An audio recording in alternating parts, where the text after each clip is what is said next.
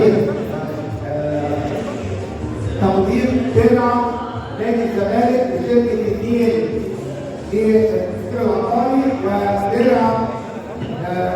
ودرع طبعا شركه النيل للزمالك.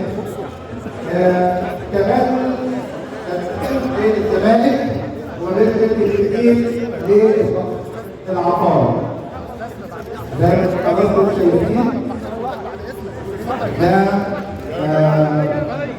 درع النيل بيضيف مهندس محمد طاهر لكابتن امير مقرر منصور وكابتن شيكابالا، وطبعا في وجود المهندس محمود طاهر والاستاذ طبعا سيد الوزيري والاستاذ محمد يحيى دكتور احمد طاهر.